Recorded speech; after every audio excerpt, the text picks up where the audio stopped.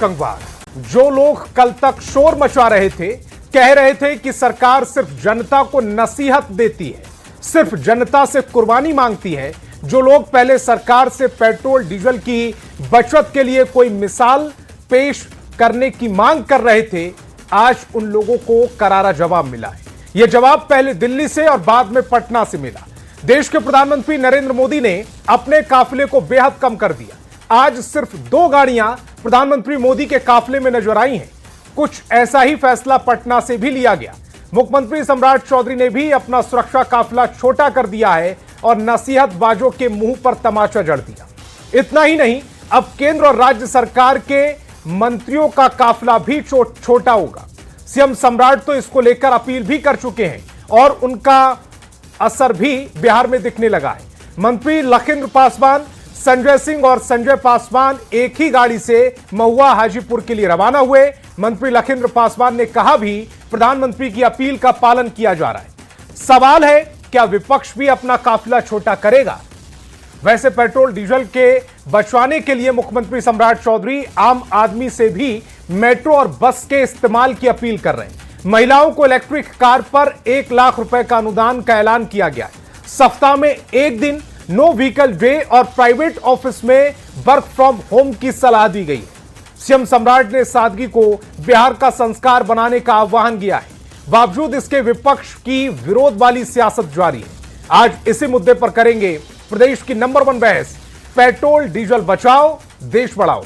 सबसे पहले एक रिपोर्ट। हमें पेट्रोल डीजल का उपयोग कम करना होगा।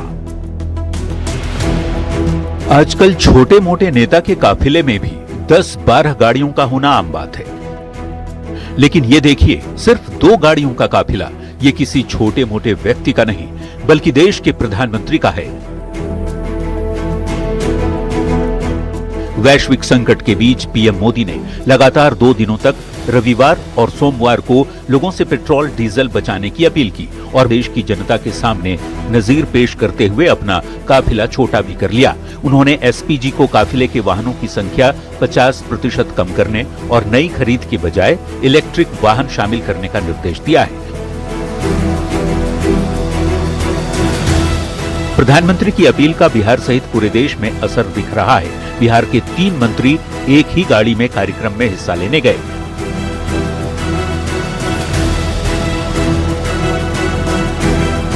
देश के माननीय प्रधानमंत्री जी के भावनाओं के साथ हम सबों का भावना जुड़ा हुआ है। प्रधानमंत्री की अपील के बाद मुख्यमंत्री सम्राट चौधरी ने भी अपना काफिला छोटा कर दिया। मंत्रियों और अधिकारियों से वाहन कम करने और सार्वजनिक कार्यक्रम में अतिरिक्त वाहन न लाने की अपील की है। सीएम ने लोगों से सादगी अपनाने, प्लास्टिक ट्रांसपोर्ट पर जोर देने, वर्क फ्रॉम होम संस्कृति को बढ़ावा देने के साथ साथ सप्ताह में 1 दिन नो व्हीकल डे मनाने का आग्रह किया है। यही नहीं, महिलाओं को इलेक्ट्रिक कार खरीदने पर 1 लाख रुपए का अनुदान भी मिलेगा। मुख्यमंत्री ने इसके पहल करते हुए सबसे पहले खुद के ही कारकेड पर उन्होंने ये निर्देश जारी किया है। मौजूदा हालात को देखते हुए केंद्रीय कैबिनेट में भी कई अहम फैसले लिए हैं। पेट्रोलियम के विकल्प ढूंढने पर जोर दिया जा रहा है। कैबिनेट ने कोल गैसिफिकेशन स्कीम की मंजूरी दी है। कोल गैसिफिकेशन के लिए 3 लाख करोड़ का निवेश किया जाएगा। भारत में प्रचुर मात्रा में कोयला उपलब्ध है। करीब करीब अगर देखें तो आगे के 200 साल के लिए जितना कोयला चाहिए उतना भारत में ऑलरेडी उपलब्ध है। तो उस कोयले का उपयोग करके क्या हम गैस बना सकते हैं, इस विषय पे एक अच्छा प्रयास चल रहा था। उसका आज फैसला लिया गया है और बहुत ही सामूहिक फैसला है।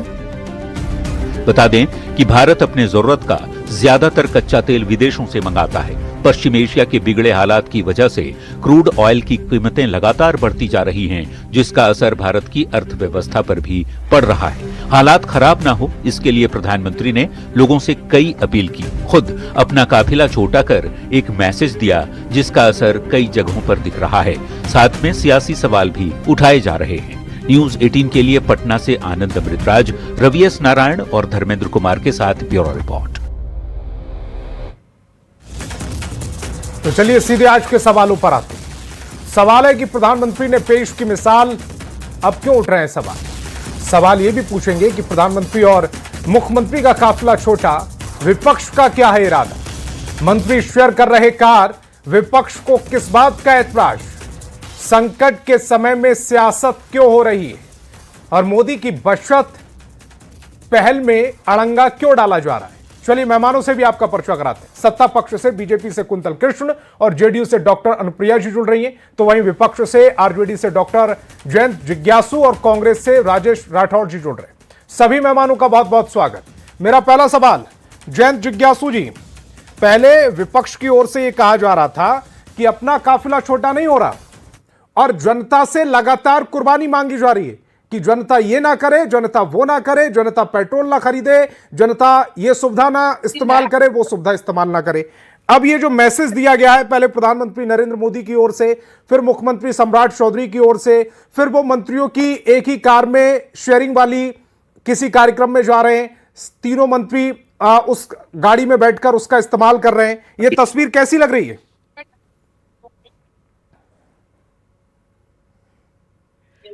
देखिए, जब से भारतीय जनता पार्टी और उसके सहयोगियों की सरकार केंद्र में आई है, तब से इस देश की जनता हलकान है, परेशान है और लगातार कोई न कोई लक्ष्य, कोई न कोई टास्क वो जनता को ही देते रहे हैं प्रधानमंत्री मोदी जी, और उनको अपने कर्तव्यों से कोई लेना देना नहीं होता है। हमारा यह कहना है कि आप जो आज कह रहे हैं कि हमारी स्थिति इतनी खराब हो गई है, कोरोना के समय में भी आपने इस तरह से किया कि जो भी माइग्रेंट लेबरर्स थे उनके लौटने में जिस तरह से हुआ, उससे पहले हम जागरूक हो जाए। नहीं, वो साफ है।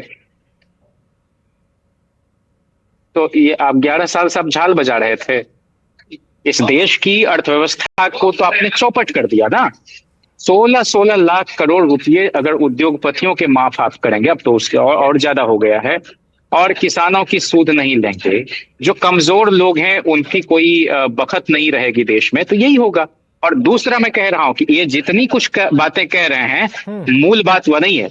आपने अगर गौर किया होगा तो इन्होंने बड़ी ही चतुराई से उसमें कहा है कि हम लोगों को ऑनलाइन मोड में लोगों को जाना चाहिए, वर्क फ्रॉम होम करना चाहिए। और आप जान रहे हैं कि महिलाओं पर, बच्चों पर, किशोरों पर, तरुणों पर, युवाओं पर, उनकी मानसिक सेहत पर कितना खराब असर 2 लॉकडाउन कंसेक्यूटिव जो रहा 2 वर्षों का हुआ है। तो आप ऑफलाइन कल्चर को, यानी कि आदमी एक दूसरे के साथ संवाद में रहे, आमने सामने, इसको आप घटाना चाहते हैं और सब कुछ ऑनलाइन करना चाहते हैं। इसी दिन ये कहेंगे ऑनलाइन ही पार्लियामेंट का, नहीं, बिल्कुल उसका कोई मतलब नहीं है। वह विषम परिस्थिति के लिए है। डिमांड करते हैं ऑनलाइन कल्चर की, ऑनलाइन आप अपने घर पर बैठे हुए हैं, ऑफिस का काम भी चल रहा है, आपका अपना काम भी चल रहा है, इसमें क्या नाराजगी है? और आपने दूसरी बात की कि 11 साल से 12 साल से सरकार क्या झाल बजा रही थी। आपको मालूम है 2013 में भी इस तरह की अपील की गई थी। यूपीए की सरकार थी, वित्त मंत्री थे पी चिदम्बरम, उन्होंने टेलीविजन पर अचानक से आए थे, कहा था मुझे उम्मीद है भारत के लोग मेरी बात को मानेंगे, सोना नहीं खरीदेंगे। यह अपील तो 2013 में भी की गई थी। अब 2013 में मोदी जी की सरकार थी या नहीं थी, आप तय कीजिए।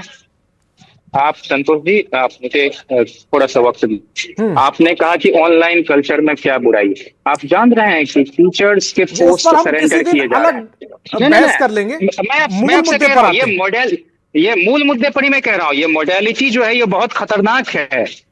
आप जो क्लासरूम होता है, जो आमने सामने, कुंतल भाई भी क्लासरूम में बैठ के यहाँ तक आए हैं, ऑनलाइन पढ़ाई के अपने नुकसान है, याददाश्त पर उसका बहुत खराब असर पड़ता है, कॉग्निटिव एबिलिटी उससे प्रभावित होती है। और दूसरा आपने कहा, उन्होंने ये थोड़ी कहा कि ऑनलाइन क्लासेस शुरू कर दीजिए, उन्होंने कहा कि ऑनलाइन ऑफिस। अरे भाई वही है, वही होगा। आज मैं आपसे कह रहा हूं यही होने जा रहा है। ये तीसरे लॉकडाउन की तैयारी चल रही है। मैं आपसे कह रहा हूं कि आपने कहा चिदम्बरम नहीं, मैं तो इंदिरा जी की बात कर रहा हूं, उन्होंने डिवेल्युएशन ऑफ रूपी भी किया। 666 कहा जाता है, जब उन्होंने 1966 में ये किया और उसको अर्थव्यवस्था को पटरी पर लाने के लिए जरूरी कदम बताए। उन्होंने कभी नहीं कहा कि आतंकवाद की कमर टूट जाएगी। अर्थव्यवस्था में 1962 से 1962 से शुरू हो गया था। पहली बार सोना खरीद पर जो लगाम लगी थी 1962 में लगी थी। भारत चीन युद्ध के बाद देश की विदेश मुद्रा भंडार खतरनाक स्तर पर पहुंच गया था।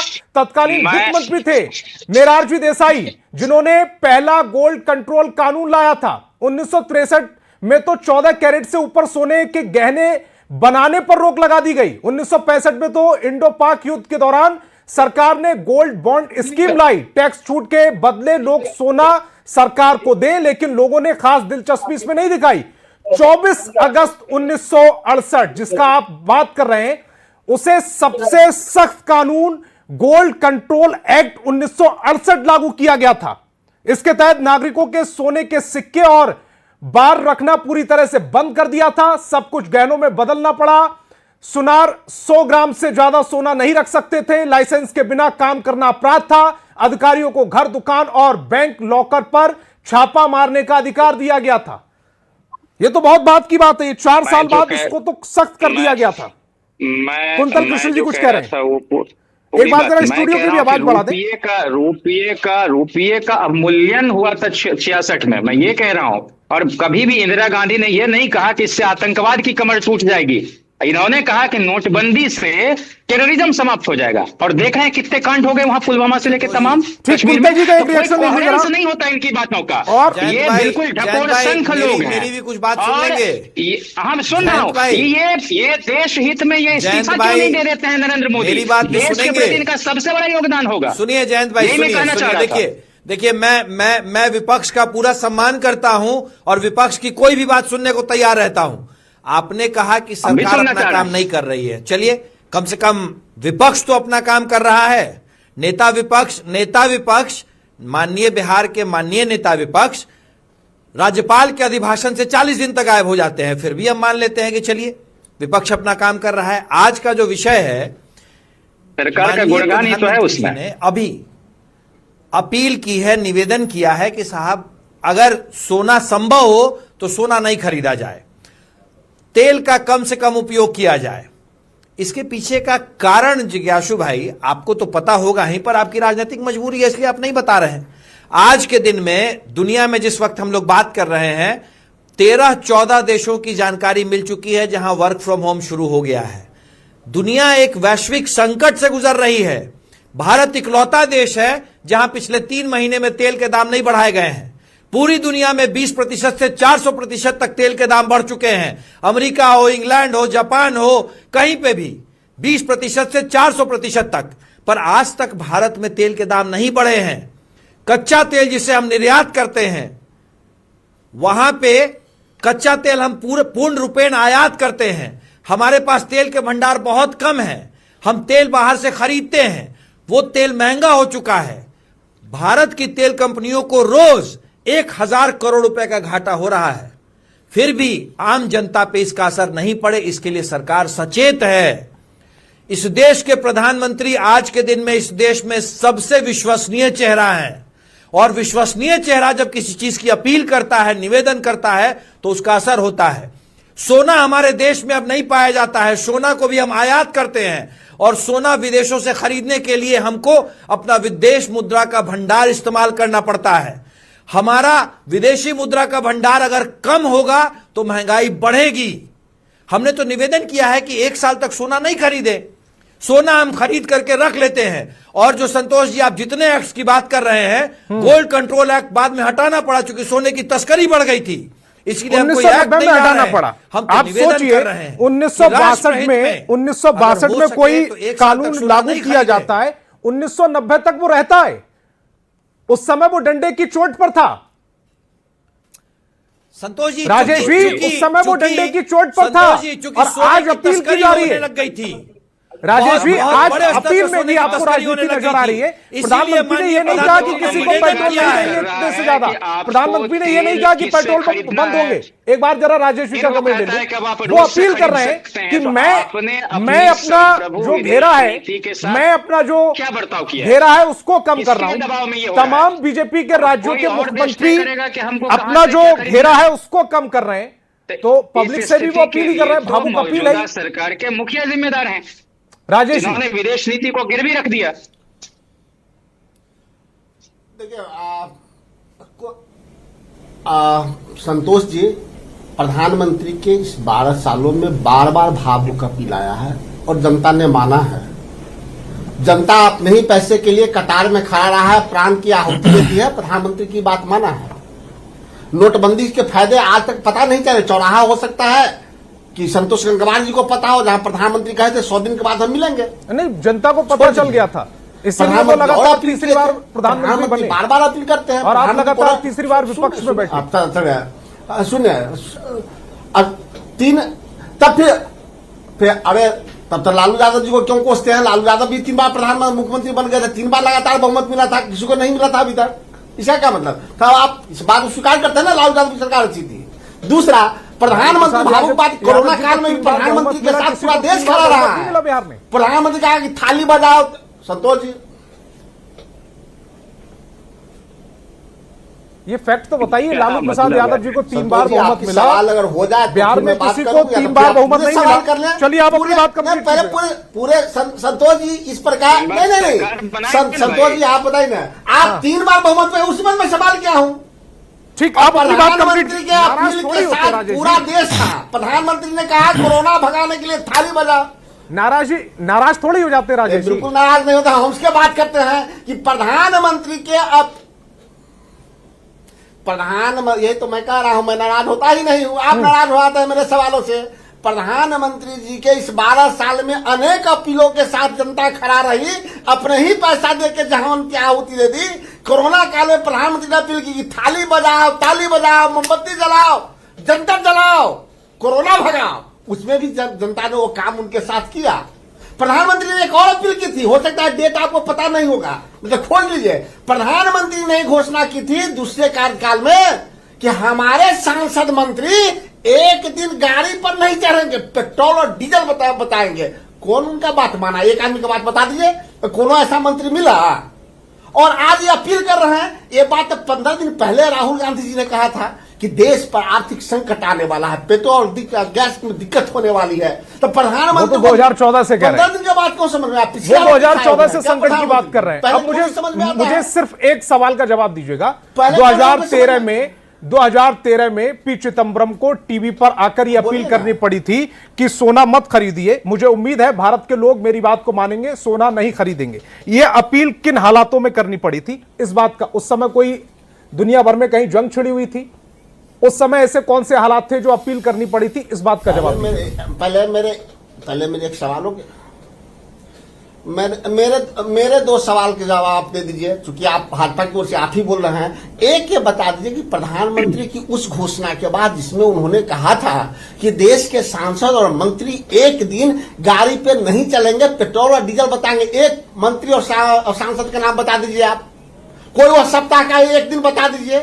आज की तस्वीर आपने देखी, हमारे साथी का है कि लोग लखीमपुर पासवान, संजय सिंह, संजय पासवान तीनों एक ही गाड़ी से गए हैं। सोना खाया 50%, 50% पिछला रोटी खाया हुआ है। देर से समझ में आता है, देश की जनता को संकट में डालने वाला प्रधानमंत्री है। अब मेरे सवाल का जवाब आप नहीं दे पाए ना। अपने ही परिवार। अब मुझे अनुप्रिया जी की तरफ जाना पड़ेगा। अरे प्रधानमंत्री देश से जितने दिन और देश के अनुप्रिया जी, 2013 में जो अपील की गई थी वो किन हालातों में की गई थी? जब मैंने ये सवाल पूछा तो राजेश जी ने मुझ पर 2 सवाल और ला दिए। मैं आज का उदाहरण दे रहा हूं। लखीमपुर पासवान, संजय सिंह और संजय पासवान तीनों एक गाड़ी से घूमते हुए गए, किसी कार्यक्रम में गए थे। अरे आज का उदाहरण है, सबसे ताजा उदाहरण है, उसको स्वीकार नहीं किया जा रहा। के बाद किस मंत्री ने सब? अनुप्रिया जी की जरा आवाज अब कौन से सांसद बढ़ाइएगा जरा थोड़ा, स्टूडियो में भी। संतोष जी, मैं आपके चैनल के माध्यम से आपके जितने भी श्रोतागण हैं और जो देख रहे हैं, और मेरे पास साथ में इस डिबेट में बैठे हुए विपक्ष के जितने प्रवक्ता हैं, मैं उनको एक बात बहुत ही सरल भाषा में समझाने का प्रयास करूंगी, जो शायद आदरणीय प्रधानमंत्री मोदी जी ने कहा वो उनकी समझ में नहीं आ रही है।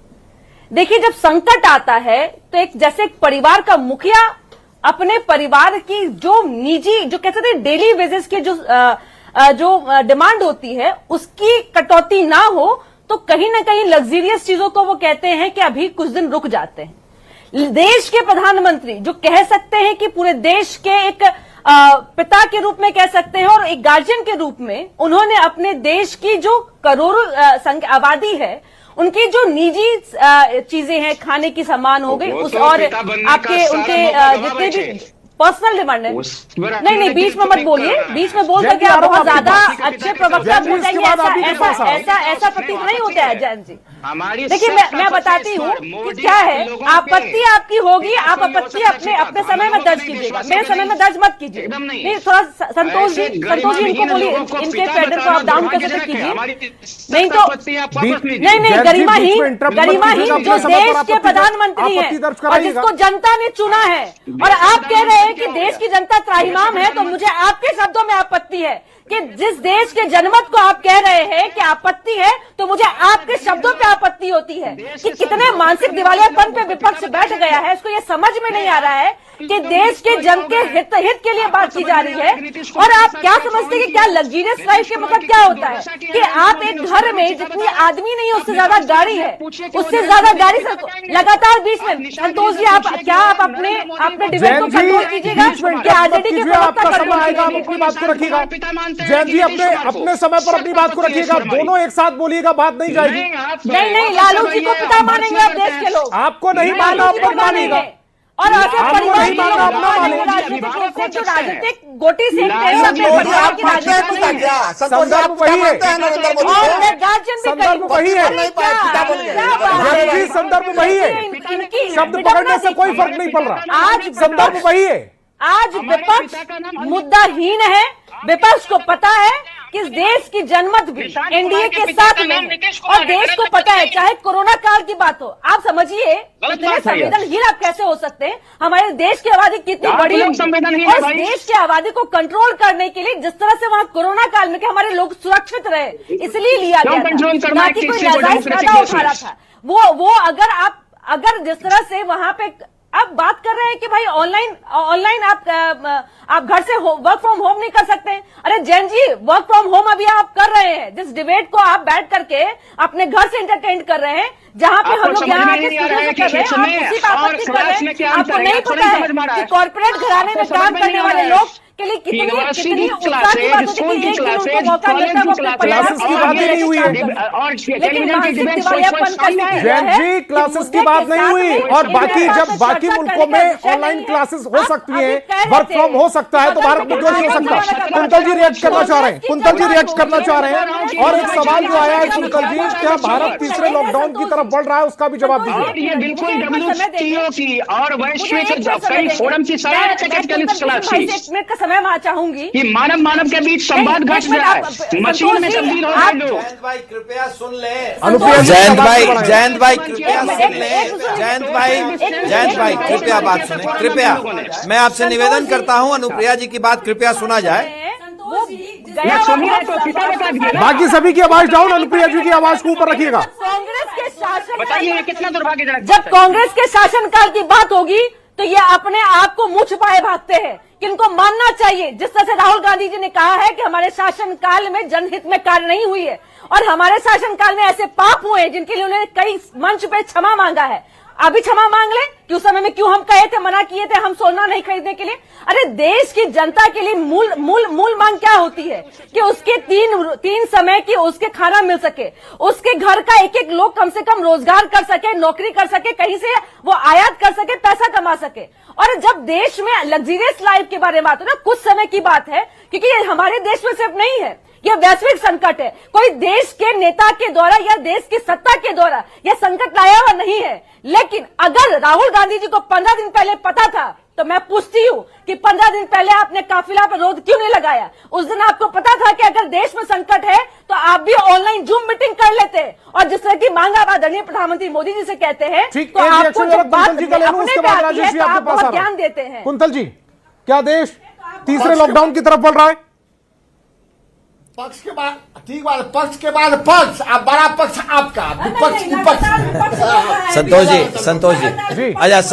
संतोष जी मैं ज्यादा वक्त नहीं लूंगा, मैं चाहता हूं कि विपक्ष को पूरा मौका दें। आपने तो एक बार पी चिदम्बरम जी की बात बताई, आप इस बात को चेक करवाएं। 1994 में भी माननीय मनमोहन सिंह जी ने भी बतौर वित्त मंत्री ऐसी अपील की थी, इंदिरा जी ने ऐसी अपील की थी, लाल बहादुर शास्त्री जी ने तो इस देश से अपील की थी कि साहब एक समय का खाना छोड़ दें हम। जब संकट आता है और जो संकट हमारे अपने राष्ट्रहित में हो तो राजनीति नहीं करनी चाहिए। माननीय प्रधानमंत्री जी ने अगर कहा कि अगर संभव, देखिए नियम और निवेदन में अंतर है, अगर संभव हो तो 1 साल तक हम सोना कम से कम खरीदें जिससे कि हमारा विदेशी मुद्रा का भंडार बच सके। हमें पेट्रोलियम पदार्थों का कम से कम इस्तेमाल करना चाहिए, कारपूल कर लेना चाहिए। माननीय प्रधानमंत्री जी ने यह तो नहीं कहा ना कि अगर जरूरत पड़ेगी तो एम्बुलेंस नहीं चलेगी। उन्होंने कहा कि वैसी चीज जिसे हम अवॉइड कर सकते हैं अवॉइड करें, और शुरुआत उन्होंने खुद से की। दुनिया के सबसे ज्यादा बड़े सुरक्षा घेरे में रहने वाले व्यक्ति, जिनके ऊपर सबसे ज्यादा खतरा है पूरी दुनिया में, पूरी दुनिया के उग्रवादी संगठन, आतंकवादी संगठन जिस व्यक्ति के पीछे पड़े हुए हैं, उन्होंने अपना सुरक्षा घेरा घटा लिया। बिहार के मुख्यमंत्री अपना सुरक्षा घेरा घटा लिए, बिहार के मंत्री साथ में कारपूल करके आ रहे हैं। भाई अगर कुछ अच्छा हो रहा है तो उसका अनुसरण करें। मैं तो चाहता हूं कि नेता विपक्ष भी घोषणा कर दें कि साहब हम भी अपना कॉन्वॉय घटा लेंगे।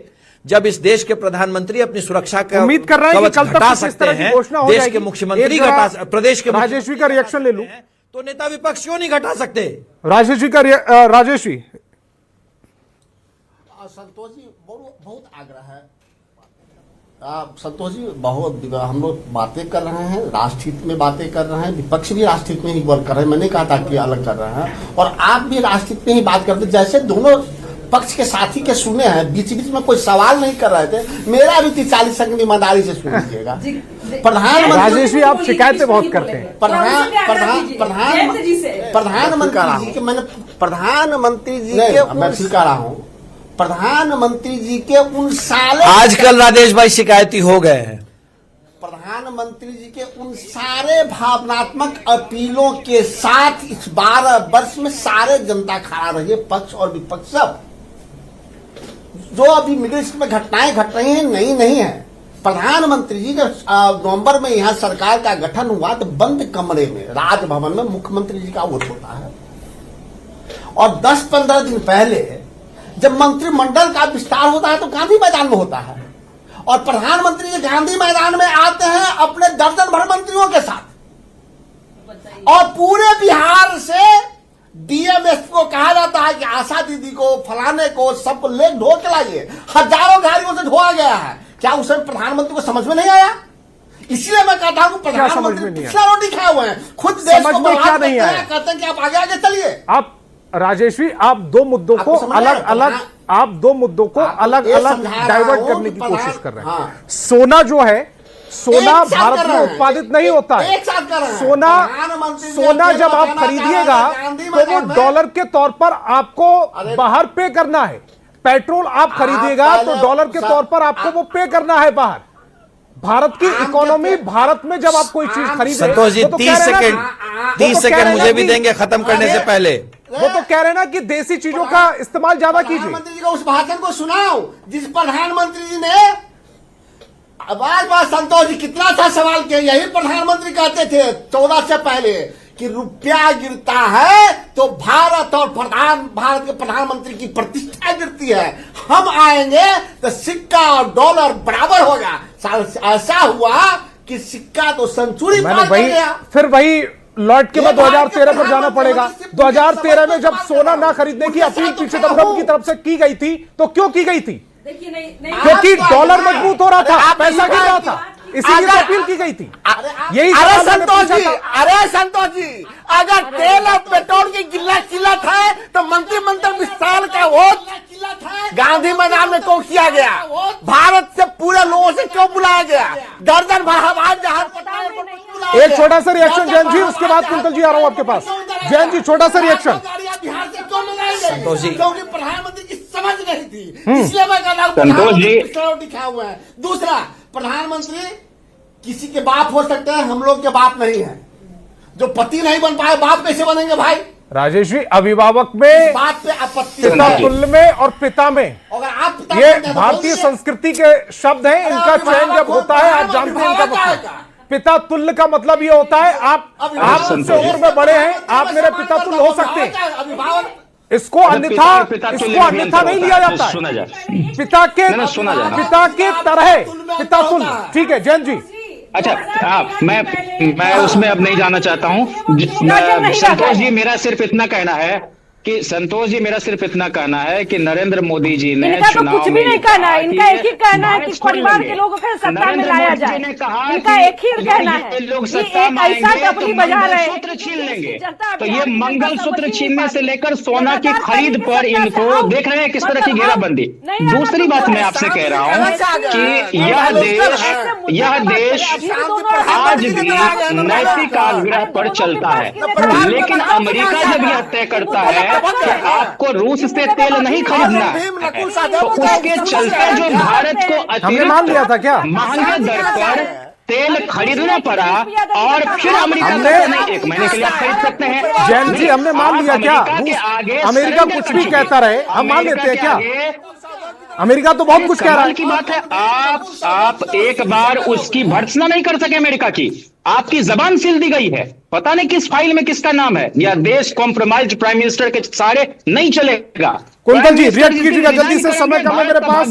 कुंतल जी जल्दी से रिएक्ट। इसलिए इस प्रधानमंत्री को अपने पद पर बने रहने का कोई नैतिक हक नहीं है और देशवासियों को गुमराह करना ये बंद करें।